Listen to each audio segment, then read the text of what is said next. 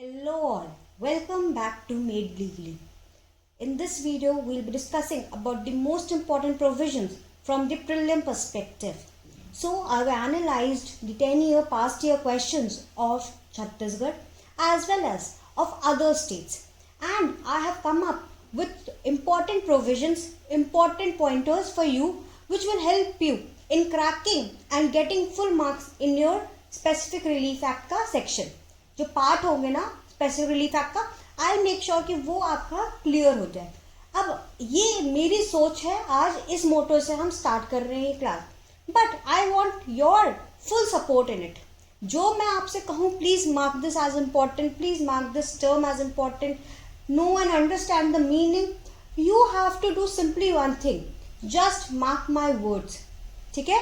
Not to think beyond what I am saying, what I am telling you in the class, what I am making you write.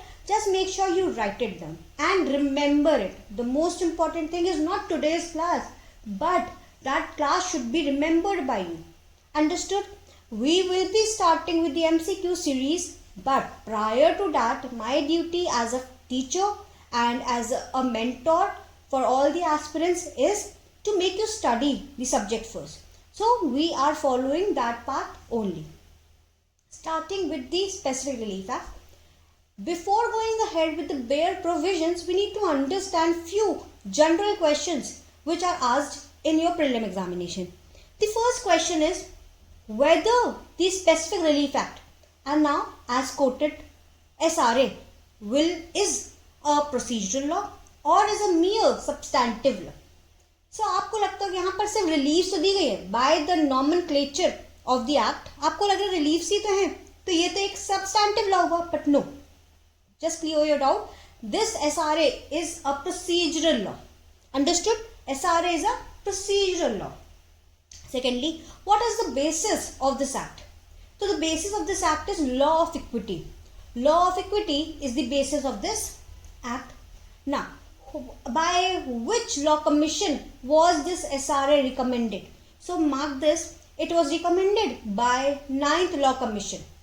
जो भी मैं अभी आपको बता रही हूँ, अगर आप इसके आगे का इंट्रोडक्टरी पार्ट पढ़ोगे तो ज़्यादातर आपको चीज़ें मिल जाएंगी, but we don't waste our time over there and हम फिर मार्क्स लूज करते हैं. बट नॉट टू वरी, मैं जो आपको पॉइंटर्स बता रही हूँ, जस्ट राइट दैट. मैंने आपको ऑलरेडी पिछली क्लास में बता रखा है. Make sure you have the bare act, a register and a pen, nothing else. Understood? So yes, it's a procedural law. It is, the basis is law of equity. And third, that this specific relief act has been recommended by 9th law commission report. Fine. Now, what is the jurisdiction of this SRA? What is the jurisdiction of SRA? SRA का जो jurisdiction है, क्या ये discretionary power of the court है to go ahead and give these specific reliefs, or it is a mandatory power of the court? So you must note that it is a discretionary power of the court to grant you any of the specific relief which you claim in your plaint. On the other hand, after the 2018 amendment, few changes were made, whereby as per section 10, it is the mandatory duty upon the court to enforce the specific performance of the contract. So don't get confused. अगर आप MCQs लगा लोगे तो अभी भी आपको कुछ जगह आंसर्स गलत मिलेंगे, but make sure you mark these two things. एक, जो jurisdiction to grant specific relief है वो तो डिस्क्रिशनरी है, but jurisdiction to grant specific performance is mandatory. Two different terms. Specific relief कोई ग्रांट करना वो तो डिस्क्रिशनरी है, बट अगर स्पेसिफिक परफॉर्मेंस की बात की जा रही है तो वो मैंडेटरी है. कहाँ दिया हुआ है? सेक्शन 10 में. सेक्शन 10 में ये बात कही गई है. एक बार जरा सेक्शन 10 का देख ले कि क्या मैं बोल रही हूँ सही है कि नहीं.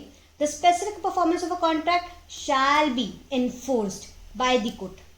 क्या कह रहा है सेक्शन 10? कि भाई it is the mandatory duty of the court to enforce the specific performance of the contract. whereas if we talk about specific reliefs, then it is still the discretion upon the court. Fine. So these were the few basic pointers which आपको बताना was important, क्योंकि ये questions आप mislead हो जाते हो या नहीं पढ़ते हो, बट ये क्वेश्चंस पूछे जाते हैं. चलिए, going ahead with the bare provision. तो सबसे पहला एनफोर्समेंट डेट. इसकी एनफोर्समेंट डेट है, please mark this, the enforcement date is 1 March. 1st March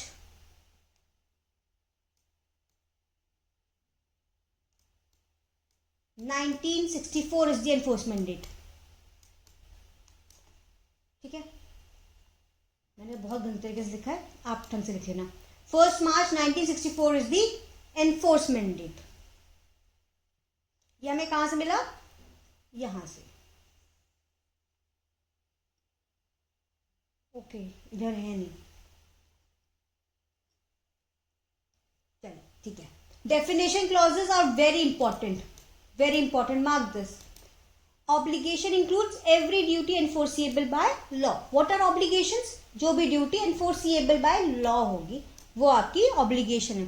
settlement means, अब आपका क्वेश्चन यहाँ कहाँ से आता है? सेटलमेंट से क्वेश्चन ज़्यादातर ये आते हैं, whether settlement includes will and codicil, तो no, other than will और codicil आपका सेटलमेंट कहा जाएगा. अदर देन दैट और कुछ इंपॉर्टेंट नहीं है. Settlement does not include will और codicil. What it includes is instrument. It includes instrument.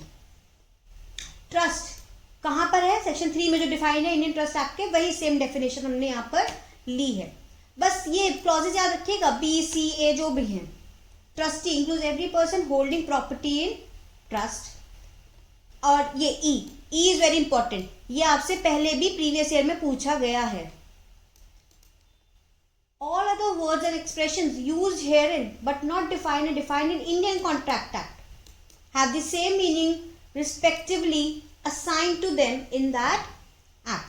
तो कोई और मीनिंग जहाँ जो कि इंडियन कॉन्ट्रैक्ट एक्ट में दी गई हो वो भी यहाँ पर वैलिड है, अगर यहाँ पर वो प्रॉपरली डिफाइंड नहीं है. फाइन. इसके अलावा हम लोग सीधे चले आते हैं सेक्शन 4 में. वेरी इंपॉर्टेंट, इट सेज कि स्पेसिफिक परफॉर्मेंस का अगर या स्पेसिफिक रिलीफ का आपको राइट लेना है तो आप सिर्फ स्पेसिफिक रिलीफ जो है वो आप सिर्फ और सिर्फ सिविल लॉ में ही क्लेम कर सकते हैं, सिविल राइट्स के अंदर ही क्लेम कर सकते हैं. किसी भी पीनल प्रोविजन के अंदर, पीनल लॉज के अंदर आप क्लेम नहीं कर सकते. ठीक है. Can be granted only for the purpose of enforcing individual civil right. Social civil rights नहीं, इंडिविजुअल का, खुद का, एक किसी पर्सन का सिविल राइट को ही क्लेम कर सकता है. And not for mere purpose of enforcing the penal laws. Penal laws के लिए ये एनफोर्समेंट नहीं है. Fine. Now coming with the most important part, that is recovering possession of property. यहाँ जो पोजेशन की बात की है, प्रॉपर्टी की बात की गई है. प्रॉपर्टी दोनों टाइप्स की है, मूवेबल प्रॉपर्टी भी है और आपकी इमूवेबल प्रॉपर्टी भी है. तो दोनों ही काइंड ऑफ प्रॉपर्टी की इधर बात की गई है. इमूवेबल प्रॉपर्टी आपका जो है वो है आपका 5 और 6 के अंदर, 5 एंड 6 के अंदर, और मूवेबल प्रॉपर्टी है आपका 7 एंड 8 के अंदर, 7 एंड 8. फाइन. जरा पढ़ते हैं. सेक्शन 5 बहुत सिंपल सा प्रोविजन है. वो ये कहता है अगर कोई भी पर्सन एंटाइटल्ड है किसी भी इमूवेबल प्रॉपर्टी के पोजेशन के लिए तो कुछ नहीं करना है, एसआरए के अंदर मत आओ, go and approach the civil court. तो आप सीपीसी के अंदर जो प्रोविजन दिया गया है जो कि है सूट फॉर इजेक्टमेंट, आप सूट फॉर इजेक्टमेंट फाइल करिए और अपना पोजेशन ऑफ इमूवेबल प्रॉपर्टी को रिकवर कर लीजिए. कौन कर सकता है? जो कि पर्सन एंटाइटल्ड है. Entitled over here means better title to the property. Who has a better title can claim by filing the suit of ejectment. और उसका मैनर कहाँ दिया है? सीपीसी के अंदर. अब क्वेश्चन जो आता है ये है कि कौन सा मैनर प्रोवाइड कहाँ दिया है? तो सीपीसी के अंदर. फिर एक प्रोविजन आ जाएगा कि भाई ठीक है चलिए सीपीसी आप कह रहे हैं तो कौन सा सूट फाइल करना है? सूट फॉर इजेक्टमेंट फाइल करना है. What is the meaning of entitlement? Entitlement का मीनिंग होता है बेटर टाइटल, जिस पर्सन के पास एक बेटर टाइटल है. अब नेक्स्ट जो क्वेश्चन सेक्शन 5 से आता है वो ये है कितने समय के अंदर ये सूट फाइल हो जाना चाहिए? तो मार्केट 12 ईयर्स का समय है, 12 ईयर्स का टाइम पीरियड. और ये मैंने कहाँ से आपको बताया? Article 65, article 65 of limitation act ये चीज बताता है कि इन रिकवरिंग और to filing suit related to immovable property you have a time period of 12 years filing the same. Understood? Moving ahead. Section 6. Section 6 बहुत आपकी स्पीडी रेमेडी है, quick का रेमेडी है. सेक्शन 6 का ऑब्जेक्टिव ये है कि जो भी पर्सन डिस्पोजेस हुए हैं उन पर्सन को पोजेशन का रिकवरी करवाना. As simple as that. यहाँ पर सेक्शन 6 में समरी प्रोसीजर अपनाया जाता है। समरी प्रोसीजर वेयर है सेक्शन 5 के अंदर आपका लेंदियर प्रोसीजर होता है। 12 साल का समय है, आप सूट फाइल करेंगे जजमेंट का, आप समन्स जाएंगे, रिटन स्टेटमेंट होंगे, हर चीज़ होती है, एग्जामिनेशन होता है, क्रॉस एग्जामिनेशन है, तो वो टाइम टेकिंग प्रोसेस है। वेयर बाय सेक्शन 6 के अंदर इज वेरी सिंपल प्रोसीजर, जहां पर आप ये प्रूफ कर देते हैं कि मेरे पास पोजेशन था, मैं डिस्पोजेस हुआ हूँ, और जो मैं डिस्पोजेस हुआ हूँ वो विदाउट द कंसेंट हुआ हूँ, और मैंने with in 6 months suit file कर दिया है, तो सिंपली अब आपको पोजेशन वापस मिल जाएगा। ठीक है, बैकग्राउंड समझ लिया। Section 6 is a quicker remedy. Section 6 is a summary procedure, जहां पर किसी पर्सन को डिस्पोजेशन प्रूफ करना है। क्या यही चीज मैंने 5 में बोली थी कि डिस्पोजेशन प्रूफ करना है? नहीं, किसी को भी किसी और पर्सन से अपना, क्योंकि बेटर टाइटल मैं होल्ड कर रही हूँ तो मुझे अपना पोजेशन चाहिए, तो मैं by filing the suit of ejectment उनको निकाल के अपने को पोजेशन ले सकती हूँ। बस सेक्शन 6 में मैं पोजेशन क्लेम कब कर रही हूँ? जब मुझे ही डिस्पोजेस किया गया। Understood? Now let's just read the bare provision. If any person is dispossessed without his consent, dispossessed कैसा होना चाहिए? Without the consent, otherwise than in due course of law. अगर कोई डिक्री ऑफ द कोर्ट के through मुझे निकाला गया है तब मैं सूट फाइल नहीं कर सकती। ठीक है, otherwise in the due course of law, without my consent I am being dispossessed. अब कौन कौन पर्सन कर सकता है सूट फाइल? जैसे कि 5 के अंदर जो कि बेटर एंटाइटलमेंट रखता है वो कर सकता है। वही ऑन दी अदर हैंड 6 के अंदर या तो वो खुद जो कि डिस्पोजेस हुआ, या कोई उनका लीगल लेयर, ठीक है, या तो जिनके थ्रू उनको वो पोजेशन दिया गया था, फॉर एग्जाम्पल द लैंडलॉर्ड और द ब्रोकर। तो यहाँ पर क्या है? He any person through whom he has been in possession, that is the broker or your landlord, or any person claiming through him. Claiming through him मतलब जो मेरे through claim कर सकता है, that is my legal heirs, my mother, father, my son, daughter, कोई भी, uncle, aunt, whosoever is a legal heir of my property and claim on my behalf. 2018 amendment के through whom he has been in possession was added. Earlier या तो वो खुद कर सकते या तो कोई लीगल एयर्स कर सकते थे, बट अभी जिनके थ्रू उनको पोजेशन मिला था, he also have a right to file the suit for possession. By suit recover possession thereof notwithstanding any other title that may be set up in such suit. Proving that title नहीं है या है, इससे कोई मतलब नहीं है। Title has no role to play. आपको सिर्फ 3 चीजें प्रूव करनी है। मैं पोजेशन में था, मुझे डिस्पोजेस किया गया है, और मैंने 6 महीने के अंदर ये सूट फाइल किया है। क्यों मैं कह रही हूँ 6 महीने? अब समझते हैं। क्लॉज 2 सब सेक्शन 2 में, no suit under this section shall be brought against the expiry after the expiry of 6 months from the date of dispossession. Dispossession के 6 महीने के अंदर ही अंदर आपको सूट लाना है, और ये सूट सिर्फ और सिर्फ एक प्राइवेट इंडिविजुअल या प्राइवेट पार्टी के अगेंस्ट ही हो सकता है, not against the government. Government के अगेंस्ट सूट फाइल नहीं हो सकता if you have been dispossessed. Why? Because we don't have a fundamental right of property. Right to property is a legal right and not a fundamental right, and that is why no suit can be filed if I have been dispossessed by the government. Now, what is the remedy? If I am not satisfied with the decree of the court passed under section 6, so what is the remedy? So over here, subsection 3 says that no appeal or review can be made. No appeal and review can be made.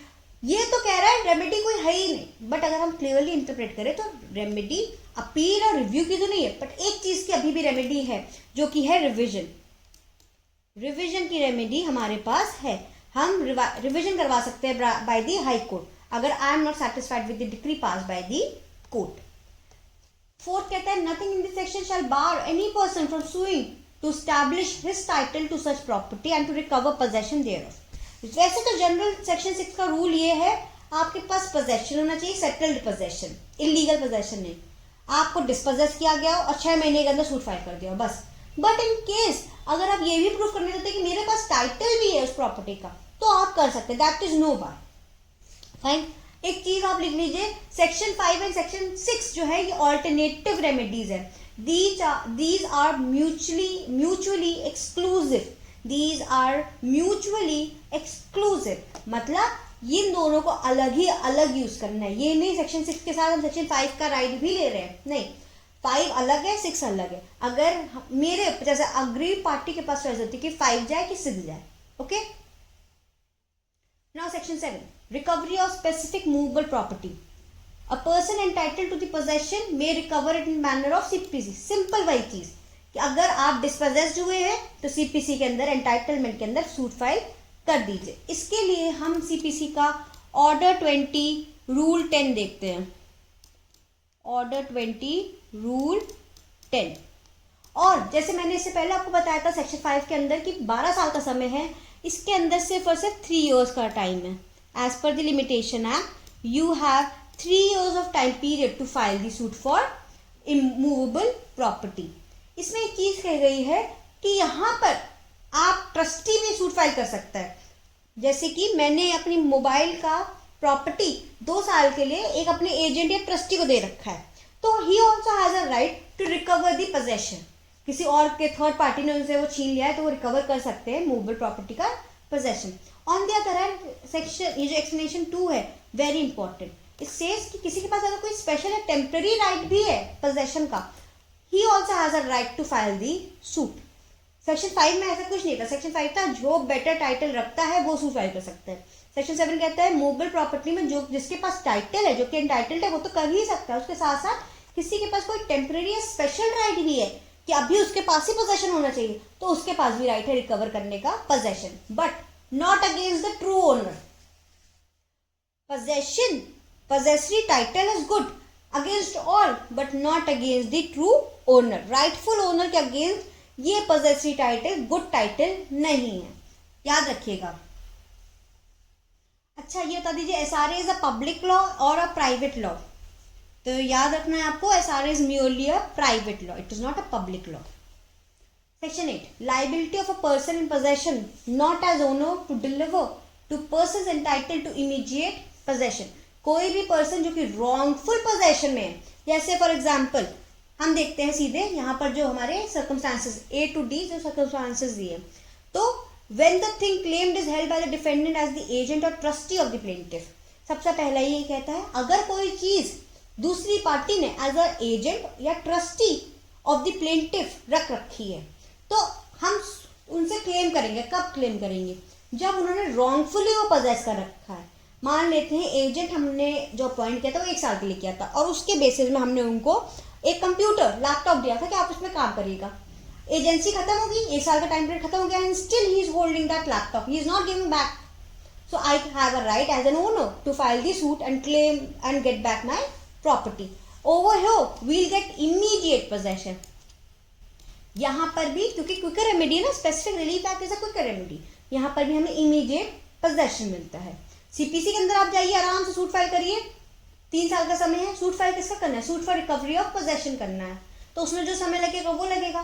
तो वही 5 और 6 का जो difference है superior remedy का, वही यहाँ पर भी 8 is a superior remedy. Immediate possession मिलेगा जो भी रॉन्गफुल पोजेशन में है उसके अगेंस्ट।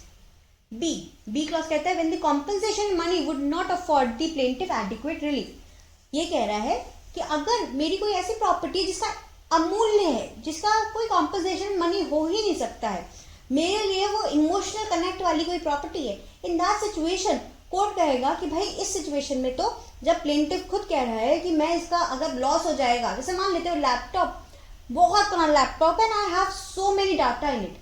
अब वो डाटा की तो मैं वैल्यू लगा नहीं सकती, कितना डाटा है उसमें, तो मैं कह रही हूँ कि अगर इस चीज का लॉस होगा तो मैं कॉम्पनसेशन नहीं ले पाऊंगी, तो कोर्ट को तुरंत ही ऑर्डर करना पड़ेगा इमीडिएट पोजेशन का। C, when it is extremely difficult to ascertain the actual damage caused by its loss, same as that compensation। और एक कि मैं उसकी वैल्यू ही नहीं लगा सकती कि कितना एक्चुअल लॉस होगा because of loss of that property, मैं इस चीज की वैल्यू नहीं लगा सकती, इसीलिए मुझे इमीडिएट पोजेशन चाहिए। And D, when the possession of the thing claimed has been wrongfully transferred from the plaintiff। अगर कोई चीज मैंने ही being a plaintiff as an aggrieved party मैंने ही गलती से कहीं ट्रांसफर कर दी हो, जैसे फॉर एग्जांपल मैंने गलती से अपने फ्रेंड के यहाँ कोई अपना सामान छोड़ दिया और मेरे फ्रेंड ने उसको देने से मुझे वापस मना कर दिया, इस सिचुएशन में क्या उसकी कोई गलती थी? नहीं, बट मैंने रॉन्गफुली कोई चीज छोड़ी। I had no intent to gift that property to him और her. Now in this situation there will be a order to give back the immediate possession to the plaintiff. Understood? ये 4 situation में जहां पर agent या trustee compensation कोई afford नहीं कर पा रहा है, immediate compensation is not adequate relief, या it is extremely difficult to ascertain the damage, और it has been wrongfully transferred from the plaintiff. ये तो सारी चीजें हो गई. मोस्ट इंपॉर्टेंट चीज जो आपके प्रीलिम में पूछी जाती है, देखिए ये चीजें तो पूछेंगी 4 चीजें, कब कब सिचुएशन सेक्शन 8 अप्लाई करता है, बट सबसे मोस्ट इंपॉर्टेंट है कि बी और सी की सिचुएशन में जहां पर कॉम्पनसेशन नहीं हम बता पाएंगे कितना ले पाएंगे, या एडिक्वेट रिलीफ ही नहीं है, या एक्सट्रीमली डिफिकल्ट है उसको ascertain करना, in both the situation the BOP, that is the burden of proof, lies upon the defendant. Burden of proof on defendant, यही एक्सप्लेनेशन आपकी बात कर रहा है. जैसे ही प्लेंटिफ कहेगा आके कोर्ट में अपना स्टेटमेंट देगा, या प्लेंट में लिख के कहेगा कि मुझे इमीडिएट पोजेशन इसलिए चाहिए क्योंकि मैं कॉम्पनसेशन कितना लूंगा वो एडिक्वेट रिलीफ नहीं होगा मेरे लिए, it is extremely difficult me to ascertain the actual damage cause. इन दोनों सिचुएशन में कोर्ट प्लेंटिफ को प्रूव करने की बात नहीं कहेगा. ऑन दी अदर हैंड वो डिफेंडेंट कहेगा, डिफेंडेंट तुम अदरवाइज प्रूव करो कैसे compensation is an adequate relief, या it is not so extremely difficult to ascertain the actual damage cost. Understood?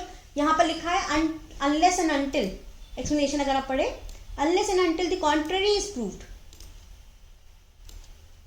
the court shall presume A and B the compensation money would not afford the plaintiff adequate relief, extremely difficult to ascertain the actual damage caused. ठीक है, shall presumption of law है on behalf of the in the favor of your plaintiff. So burden of proof lies upon the defendant and B and C situation only. Understood, ये आप याद भी रखिएगा, बहुत important है. Moving ahead with chapter 2 which talks about specific performance of contracts. So section 9 कहता है defences relating to specific relief of contract. अगर डिफेंडेंट के पास कोई और भी अंडर इंडियन कॉन्ट्रैक्ट कोई और भी डिफेंसेस हैं कि क्यों स्पेसिफिक परफॉर्मेंस नहीं करवाना चाहिए, तो वो उनमें से उस लॉ से लाके यहाँ पर प्रेजेंट कर सकता है. जैसे कि डिफेंडेंट कह सकता है कि जो ये अग्रीमेंट है ये वॉइड अग्रीमेंट है, या फिर वॉइडेबल कॉन्ट्रैक्ट्स हैं, वॉइडेबल अग्रीमेंट्स है, ये मेरे साथ फ्रॉड हुआ है, मेरे को कोवर्जन के साथ मेरी कंसेंट ली गई है, एनी ऑफ द केस, या कुछ भी जैसे कि मान लेते कंटिंजेंट कॉन्ट्रैक्ट है, कुछ भी ऐसी रेमेडी डिफेंसेस ऐसा वो क्लेम कर सकता है एज पर सेक्शन 9. बट वो क्या क्लेम नहीं कर सकता है, वो ये क्लेम नहीं कर सकता कि स्पेसिफिक परफॉर्मेंस मत करवाइए क्योंकि मुझे लॉस होगा. ठीक है, मेरे लॉसेस उसको होंगे, तो इस चीज पे वो ये क्लेम नहीं कर सकता, ये याद रखिएगा.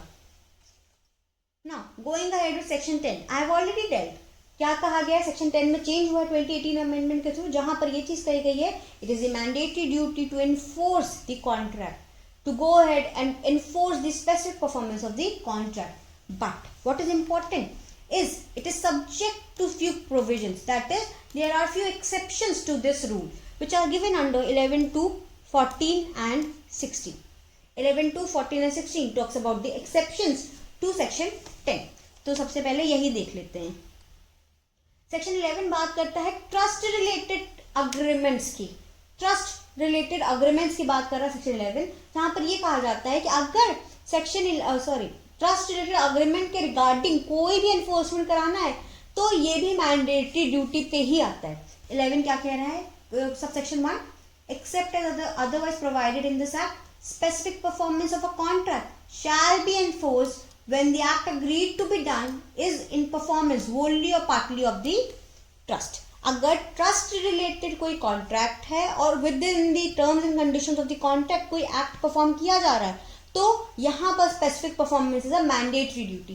पहले क्या था, पहले मे था, this is change in your amended in your 2018 itself. पहले मे था, may in the description of the court, अब वो मे हटा दिया गया. Sub section 2 which is your exception to section 10, कहाँ पर स्पेसिफिक परफॉर्मेंस नहीं करवाई जाएगी, वो है the contract made by a trustee in excess of his power और in breach of trust cannot be specifically enforced.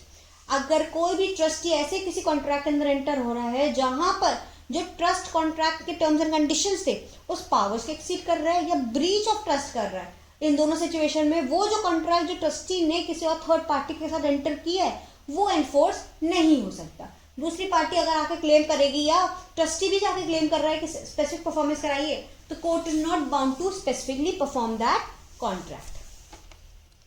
12 को भी छोड़ते हैं, अभी हम देखते हैं 40। क्यों? क्योंकि एक्सेप्शन है ना 11 to 14 and 16। तो 11 2 तो हमने देख लिया, एक्सेस ऑफ पावर या ब्रीच ऑफ ट्रस्ट में स्पेसिफिकली परफॉर्म नहीं हो सकता। 14 कॉन्ट्रैक्ट्स नॉट स्पेसिफिकली एनफोर्स, ऐसे कौन से कॉन्ट्रैक्ट्स हैं जो कि स्पेसिफिकली एनफोर्स नहीं हो सकते? First, where the party to the contract has obtained substituted performance of contract। Section 20 के अंदर substituted performance of contract दिया गया है। तो नाउ लेट्स जस्ट अंडरस्टैंड, मैं अभी सेक्शन नहीं दिखा रही, मैं आपको ऐसे वर्बली बता देती हूँ। अगर हम बात करें सब्सटीट्यूटेड परफॉर्मेंस ऑफ कॉन्ट्रैक्ट की, वो ये कहता है कि जब कोई पार्टी जिसने अपना परफॉर्म कर लिया है part, but there is second party who is defaulting, इस सिचुएशन में जिस पार्टी ने, जो अग्रीड पार्टी है in this situation, can perform the contract either by his own agency, मेरी खुद की एजेंसी से वो परफॉर्म करा सकते हैं, या तो किसी थर्ड पार्टी के थ्रू। बट ये option of substituting the performances by others is only available जब वो 30 डेज का प्रायर नोटिस देती है डिफॉल्टिंग पार्टी को, और डिफॉल्टिंग पार्टी या तो उस चीज पे रिप्लाई नहीं कर रही विद इन 30 डेज या जो भी टाइम दिया गया है, या फिर निग्लेक्ट कर रही है। ठीक है, 30 दिन का नोटिस देने के बाद आप जाके किसी थर्ड पार्टी या खुद की एजेंसी के थ्रू स्पेसिफिकली परफॉर्म करा सकते हैं अपना ये कॉन्ट्रैक्ट। जब पर आप ऐसा कराएंगे तो आप एलिजिबल हो जाते हैं कॉम्पनसेशन, इंटरेस्ट और आपका कॉस्ट लेने के लिए। बट आपके पास अब कोई राइट नहीं है कि अब आप जाके डिफेंडेंट के अगेंस्ट सूट फाइल करें for claiming the specific performance of contract. क्यों? क्योंकि जो परफॉर्मेंस ऑफ कॉन्ट्रैक्ट था वो आपने किसी और के थ्रू करवा दिया है, तो अब आपकी रेमेडी वो रही नहीं गई। रेमेडी क्या है कि आप कॉस्ट, एक्सपेंसेस, उसके ऊपर इंटरेस्ट, कॉम्पनसेशन, ये आप ले सकते हैं from the defaulting party. Understood? This is what section 20 talks about. याद रखिएगा 30 days prior notice in writing is necessary. In writing question आया है, इसीलिए मैं जोर दे रही हूँ कि नोटिस कैसा होना चाहिए, ओरली, और बच्चे मार्क कर दे तो ओरली क्या है, नहीं, इन राइटिंग होना चाहिए, और 30 दिन का प्रायर नोटिस। उसके बाद आप जाके सब्स्टिट्यूटली परफॉर्म करवा सकते हैं। Now let's just go ahead and read, just have mark few words in your section 20 itself. Except as otherwise agreed, the contract is broken due to non-performance of the promise. The party who suffers by such breach have an option of substituted performance to a third party or his own agency and recover the expenses and other costs incurred, ठीक है, from the party committing the breach. Okay, no substituted performance shall be undertaken unless the party who suffers such breach has given notice in writing of not less than 30 days. ठीक है, provided he can recover the expenses and cost, but where the party has got the performed by the third party etc., not entitled to claim relief for specific performance against such party. Understood? और compensation भी claim कर सकती है. Nothing in this section shall prevent the party from claiming the compensation. अब clear हो गया ये चीज, अब आगे बढ़ते हैं। 14 का ए हो गया। B, a contract the performance of which involves continuous duty of court which can not supervise. अगर कोई ऐसा कॉन्ट्रैक्ट है जिसमें कोर्ट कोई कंटिन्यूअसली सुपरवाइज करना पड़ रही है परफॉर्मेंसेस, तो court is not in administrative thing, वो तो जस्टिस प्रिवेलिंग है ना, तो यहाँ पर वो कहेगा भाई मैं ऐसे कॉन्ट्रैक्ट को एनफोर्स नहीं करवा सकता। थर्ड, जहां पर किसी कॉन्ट्रैक्ट में डिपेंडेंट हो personal qualification of the party की, अगर यहाँ पर कोई ऐसा कॉन्ट्रैक्ट, जैसे मान लेते सिंगिंग कॉन्ट्रैक्ट हुआ, डांसिंग कॉन्ट्रैक्ट हुआ, ना कॉन्सर्ट और ये सब, अब इस सिचुएशन में तो personal qualification of the party involve है ना, इस ऐसे कॉन्ट्रैक्ट भी कोर्ट एनफोर्स नहीं करा सकता। D, contract which in its nature determinable, ऐसे कोई कॉन्ट्रैक्ट जो कि रिवोकेबल इन नेचर हो। रिवोकेबल मतलब जो कि कभी भी रिवोक्ड हो सकते, कभी भी एंड हो सकते, जैसे for example partnership at will. Partnership at will is some kind of contract जो कि कभी भी रिवोक्ड हो सकता है by the will of the parties.